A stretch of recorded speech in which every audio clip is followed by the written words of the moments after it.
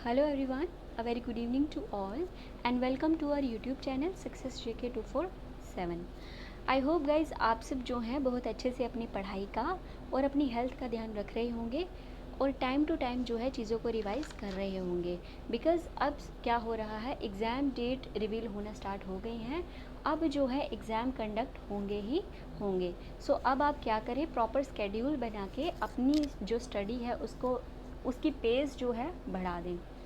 Clear. तो अब guys हम क्या करने वाले हैं, जनरल अवेयरनेस के MCQ सीरीज स्टार्ट कर रहे हैं। और ये जो MCQs हैं ये मैंने प्रीवियस ईयर एग्ज़ाम को प्रॉपरली एनालाइज करके वैसे ही क्वेश्चन फ्रेम किए हुए हैं और इन क्वेश्चंस को एग्ज़ाम में आने के हाईली चांसेस हैं। क्लियर। सो आप सब क्या करें, पेपर और पेन साथ में रखें और जो भी चीज़ें मैं बताती जाऊंगी एक्सप्लेनेशन में उसके जो है शॉर्ट नोट्स भी बनाते चलें। So without any delay let's start our session. Question number 1 है, which district of Jammu and Kashmir has the highest child population. हमने बताना है कि जम्मू कश्मीर की ऐसी कौन सी डिस्ट्रिक्ट है जहाँ पे चाइल्ड पॉपुलेशन सबसे ज़्यादा है। ऑप्शन ए है कुपवाड़ा, बी है अनंतनाग, सी है बारामूला और ऑप्शन डी है none of the above. So guys correct answer इसका आ जाएगा option B, that is Anantnag. Clear. Anantnag में जो है सबसे ज़्यादा चाइल्ड पॉपुलेशन पाई जाती है। ये तो आ गया कि हाई चाइल्ड पॉपुलेशन। अब सेकेंड आ जाता है कि लो चाइल्ड पॉपुलेशन कहाँ पे पाई जाती है। तो लो चाइल्ड पॉपुलेशन जो है सबसे ज़्यादा जम्मू एंड कश्मीर की कौन सी डिस्ट्रिक्ट में पाई जाती है, वो है सांबा। आपने याद रखना है, सांबा में लो चाइल्ड पॉपुलेशन और अनंतनाग में हाईएस्ट चाइल्ड पॉपुलेशन। क्लियर। तो जैसे यहाँ पे मैंने क्या किया है, फिगर्स भी दी हुई हैं कि अनंतनाग में हाई चाइल्ड पॉपुलेशन और है कितनी, 2,06,283 और सांबा में जो है लोएस्ट चाइल्ड पॉपुलेशन और है कितनी, 38,020। क्लियर। सो नेक्स्ट क्वेश्चन है, after abrogation of article 370 the UT of JNK now have. Option A है यूनिकैमरल लेजिस्लेचर, बी है बाईकैमरल लेजिस्लेचर, सी है बोथ ऑफ द अबव और डी है नन ऑफ द अबव। तो हमने बताना है कि आर्टिकल 370 एब्रोगेट होने के बाद यानी 370 कैंसिल होने के बाद अब जो है जम्मू एंड कश्मीर यूटी में किस टाइप का लेजिस्लेचर है। लेजिस्लेचर बेसिकली है क्या, जैसे आप क्या है सेंटर में देखते हो लोकसभा और राज्यसभा जो हैं मिलके क्या बनाते हैं, पार्लियामेंट। क्लियर। लोकसभा और राज्यसभा जो है मिलके क्या बनाते हैं, पार्लियामेंट। वैसे ही क्या होता है स्टेट्स या यूटी लेवल पे जो है लेजिस्लेटिव असेंबली और लेजिस्लेटिव काउंसिल मिलके क्या बनाते हैं, वो बनाते हैं लेजिस्लेचर। क्लियर। तो जब 370 आर्टिकल एब्रोगेट नहीं हुआ था तब क्या था, Jammu and Kashmir by cameral legislature था। कैसा था, बाई कैमरल लेजिस्लेचर, क्योंकि इसमें जो थी लेजिस्लेटिव असेंबली भी थी और लेजिस्लेटिव काउंसिल भी थी। बट जैसे ही JNK में आर्टिकल 370 एब्रोगेट हुआ, लेजिस्लेटिव काउंसिल जो है कैंसिल कर दी गई।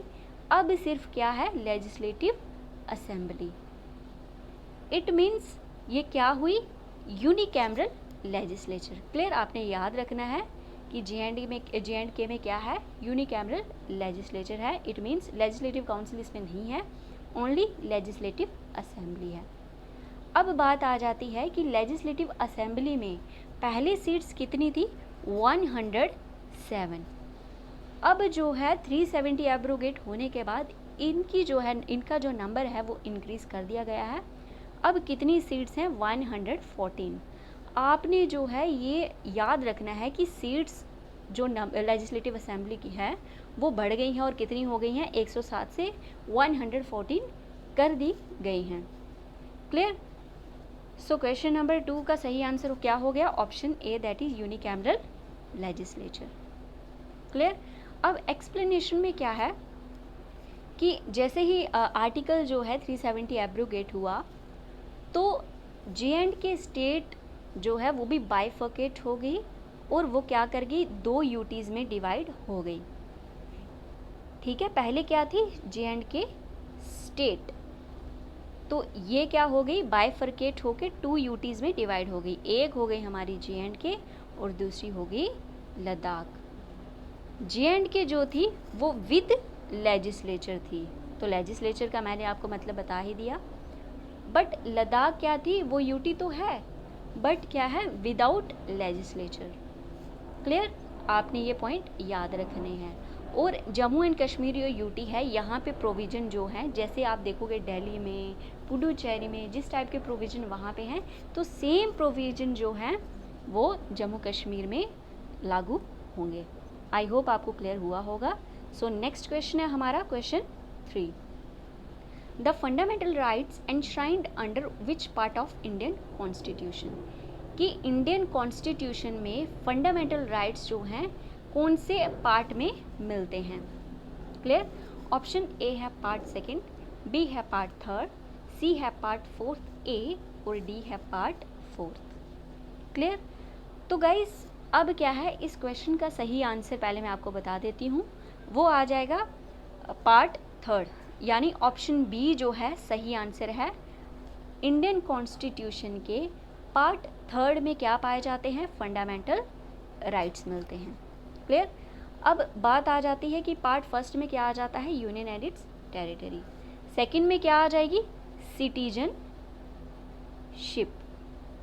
क्लियर, और 3 में जैसे मैंने आपको बता दिया कि फंडामेंटल राइट्स, और 4 में आपकी क्या आ जाते हैं, वो आ जाते हैं आपके DPSP, और 4A में क्या आ जाएंगी, आपकी फंडामेंटल ड्यूटीज़।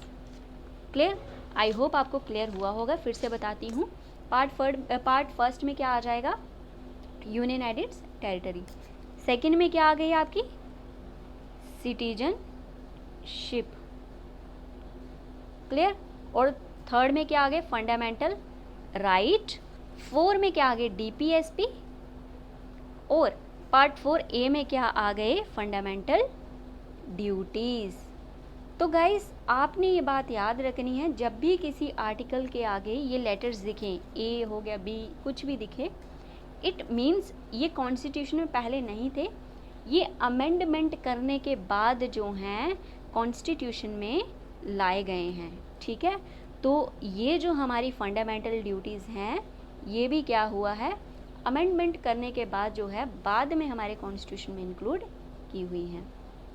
क्लियर, तो अब मैं आपको जैसे बता देती हूँ, फंडामेंटल राइट्स टोटल कितने, पहले कितने थे, 7 थे। क्लियर, तो पहले 7 थे, उनमें से नंबर 1 था राइट टू इक्वालिटी, 2 है right to freedom, 3 right against exploitation, 4 है right to freedom of religion, 5 है right cultural and educational right, 6 आ जाएगा राइट टू प्रॉपर्टी, और 7 है राइट टू कॉन्स्टिट्यूशनल रेमेडीज़। अब यहाँ पे आप एक और बात याद रखोगे कि राइट टू कॉन्स्टिट्यूशनल रेमेडीज़ जो है कौन से आर्टिकल के अंदर आ जाएगा, आर्टिकल 32। क्लियर, इसका मतलब कॉन्स्टिट्यूशनल रेमेडीज़ क्या होती है, किसी चीज़ की दवाई लगा लो या किसी चीज़ का वो लगा लो, सोल्यूशन लगा लो। तो अगर कोई भी जो है फंडामेंटल राइट्स की वायलेशन करता है तो पर्सन जो है डायरेक्ट सुप्रीम कोर्ट को हायर कर सकता है। क्लियर, अब जो है राइट टू प्रॉपर्टी जो है वो डिलीट हुआ और फिर इसको जो है क्या बना दिया गया, पहले कॉन्स्टिट्यूशनल राइट था, बाद में इसको लीगल राइट बना दिया गया। और कौन से आर्टिकल के अंदर, 300 आर्टिकल के अंदर, 300 आर्टिकल ए के अंदर जो है राइट टू प्रॉपर्टी को लीगल राइट बना दिया। क्लियर, आई होप आपको ये क्लियर हुआ होगा। नेक्स्ट क्वेश्चन है, which of the following amendment act is known as mini constitution, कि इनमें से कौन से अमेंडमेंट एक्ट को जो है मिनी कॉन्स्टिट्यूशन बोला जाता है। ऑप्शन ए है 42nd अमेंडमेंट एक्ट 1976, बी है 44th amendment act 1976, option C है 7th अमेंडमेंट एक्ट 1956 और ऑप्शन डी है none of the above. So guys correct answer इसका जो है वो आ जाएगा option A, that is 42nd amendment act 1976 को क्या बोला जाता है, मिनी कॉन्स्टिट्यूशन, क्योंकि इस अमेंडमेंट के तहत जो है बहुत सारी चेंजेस की गई हैं, बहुत सारी चीज़ें जो हैं इंक्लूड की गई हैं हमारे कॉन्स्टिट्यूशन में। तो उन्हीं में से जो है सबसे इम्पॉर्टेंट चेंज की गई हमारे प्रीएम्बल में।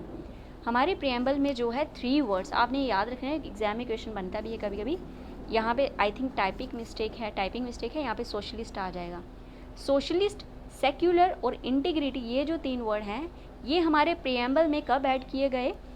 42nd अमेंडमेंट एक्ट 1976 के तहत जो है हमारे प्रीएम्बल में ये 3 वर्ड्स एडिट किए गए। कौन कौन से वर्ड हैं? सोशलिस्ट, सेक्युलर और integrity. Clear? So next question है हमारा question number 5th। The negatively charged particles present in nucleus is known as. तो एज यू नो न्यूक्लियस में क्या होते हैं? प्रोटॉन्स भी होते हैं, न्यूट्रॉन्स भी होते हैं और इलेक्ट्रॉन्स भी होते हैं। अब हमने बताना है कि जो नेगेटिवली चार्ज्ड पार्टिकल्स हैं उनको क्या बोला जाता है। ऑप्शन ए है प्रोटॉन्स, बी है न्यूट्रॉन्स, सी है इलेक्ट्रॉन्स और डी है none of the above. So guys correct answer इसका आ जाएगा, नेगेटिवली चार्ज्ड पूछा है तो वो क्या आ जाएगा? Option C, that is electrons. Clear?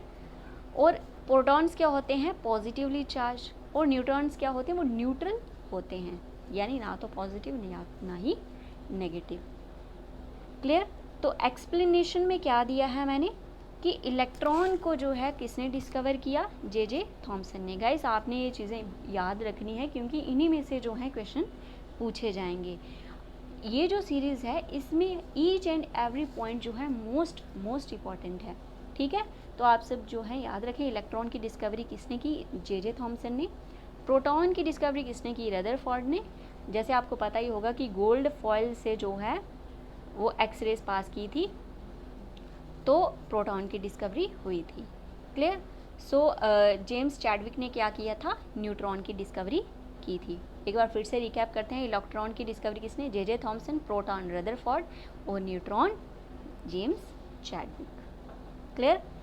So next question है question number 6। The kidney in human beings are a part of system for. कि जो ह्यूमन बींग्स में किडनी है, यहाँ पे टाइपिंग मिस्टेक है, ह्यूमन आ जाएगा। ह्यूमन बींग्स में किडनी है, उसका काम क्या है?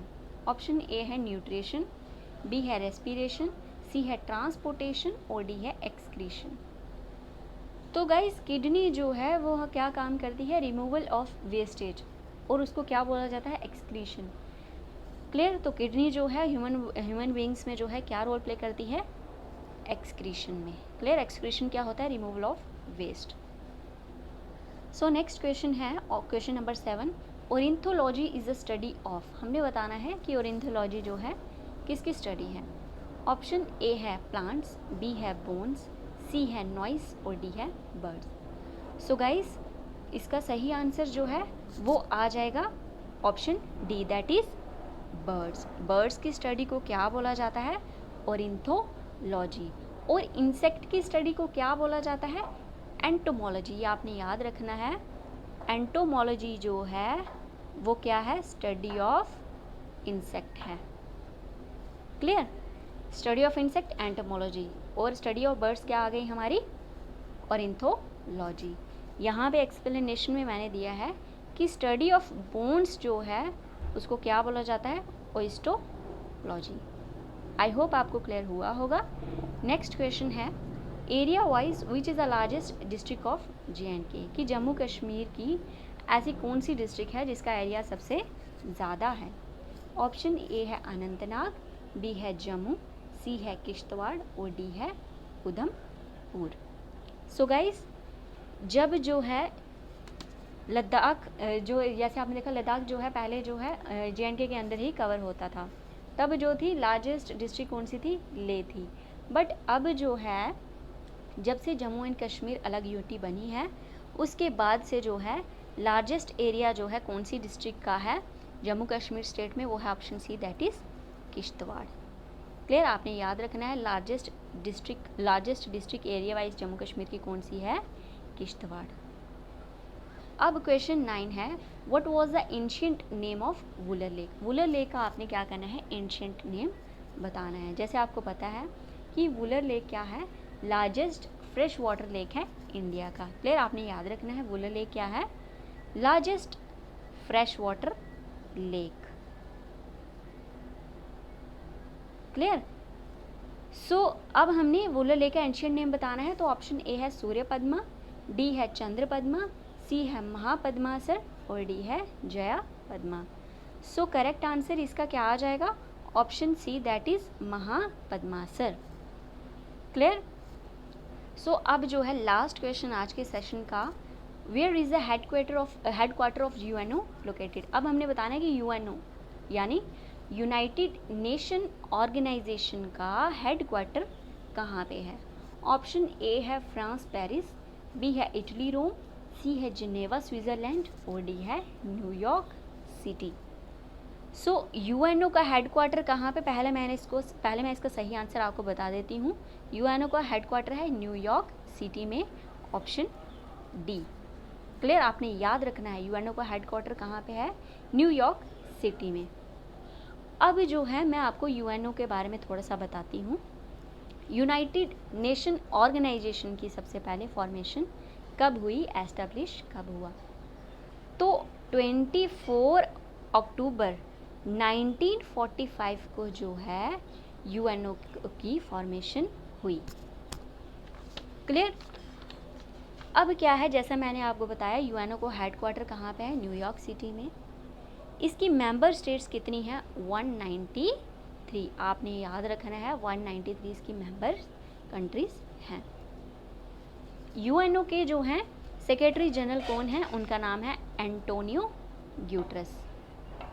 एंटोनियो ग्यूटरस जो हैं वो क्या हैं, सेक्रेटरी जनरल हैं किसके, यूएनओ के। क्लियर? अब नेक्स्ट इंपॉर्टेंट पॉइंट क्या है यूएनओ के बारे में, कि यूएनओ में जो है इसके कितने प्रिंसिपल ऑर्गन हैं। ये क्वेश्चन जो है प्रीवियस ईयर एग्जाम में पूछा भी गया है, तो आपने याद रखना है कितने प्रिंसिपल ऑर्गन्स हैं यूएनओ के, 6। और वो 6 कौन कौन से हैं? पहला है आपका जनरल असेंबली। पहला क्या है, जनरल असेंबली। क्लियर? सेकंड क्या है आपका, सिक्योरिटी काउंसिल। क्लियर? अब थर्ड कौन सा है, इकोनॉमिक एंड सोशल काउंसिल। और फोर्थ कौन सा है, ICJ, international Court of justice. और फिफ्थ कौन सा है, ट्रस्टीशिप काउंसिल। और सिक्स्थ क्या है, यूएन सेक्रेटरीट। आप सब जो हैं इन पॉइंट्स को नोट डाउन कर लें। मैं फिर से रिवाइज करती हूँ कि यूएनओ के जो है 6 प्रिंसिपल ऑर्गन्स हैं। कौन कौन से? पहला है जनरल असेंबली, सेकंड है सेक्रेटरी काउंसिल, थर्ड है the economic and social council, और फोर्थ है हमारा इंटरनेशनल कोर्ट ऑफ जस्टिस, और फिफ्थ है ट्रस्टीशिप काउंसिल, और सिक्स्थ है यूएन सेक्रेटरीट। अब जो मैं आपको बताने वाली हूँ वो मोस्ट इम्पॉर्टेंट है, किसी ना किसी एग्ज़ाम में ये क्वेश्चन पूछा ही जाएगा। फर्स्ट पॉइंट है कि सेक्रेटरी काउंसिल में द सिक्योरिटी काउंसिल जो है उसमें कितने मेंबर्स हैं। आपने याद रखना है यूएनओ की सिक्योरिटी काउंसिल में टोटल कितने मेंबर हैं, 15। क्लियर? 15 में से अब जो हैं 5 जो हैं वो परमानेंट हैं और 10 जो हैं नॉन परमानेंट हैं। और ये जो परमानेंट है इनके पास वीटो पावर है। वीटो पावर कहने का मतलब, वीटो का मतलब होता है से नो, कि अगर इन 5 कंट्री में से किसी भी कंट्री को अगर किसी भी डिसीजन पे ना आ जाती है तो वो डिसीजन जो है नहीं माना जाएगा। क्लियर? तो आपका आज का होमवर्क क्या है, आपने मेरे को बताना है कि यूएन की जो सिक्योरिटी काउंसिल है उसके 5 परमानेंट मेंबर कौन कौन से हैं। उन 5 के नाम आप क्या करें, कमेंट सेक्शन में मुझे बताएं। फिर से जो है बताती हूँ कि आपने क्या करना है, यूएन सिक्योरिटी काउंसिल के 5 परमानेंट मेंबर्स के नाम बताने हैं। क्लियर? सो जैसा मैंने आपको बता दिया, अब नेक्स्ट इंपॉर्टेंट पॉइंट क्या है कि इंटरनेशनल कोर्ट ऑफ जस्टिस का हेडक्वार्टर कौन सा है, कहाँ है। ठीक है, इंटरनेशनल कोर्ट ऑफ जस्टिस का हेडक्वार्टर कहाँ पे आ जाएगा, आईसीजे यानी इंटरनेशनल कोर्ट ऑफ जस्टिस का हेडक्वार्टर कहाँ पे है, the Hague, Netherland, HAGUE, Hague, Netherland. Clear? So आपने क्या है अपना होमवर्क अच्छे से जो है इसको गूगल करना है। जब आप किसी भी चीज़ को गूगल करते हो तो आपको क्या है, उस चीज़ के साथ साथ और भी चीज़ें जो हैं आपको देखने को मिलेंगी और आपको ये चीज़ें कभी भूलेंगी नहीं। सो आई होप आप सब जो हैं डेफिनेटली कमेंट सेक्शन में मुझे इसका आंसर करोगे। सो आज के सेशन में इतना ही था, एंड करते हैं सेशन को। अगर आपको सेशन अच्छा लगा तो ज़्यादा से ज़्यादा क्या करें, हमारे चैनल को जो है सब्सक्राइब कर दें और सेशन को शेयर करें और लाइक करें। सो आप क्या कर सकते हैं, हमारे चैनल को जो है सब्सक्राइब करके बेल आइकन को जो है प्रेस कर सकते हैं, जिसके जो है आपकी कोई भी नोटिफिकेशन मिस ना हो। So thanks for watching guys, bye bye, take care.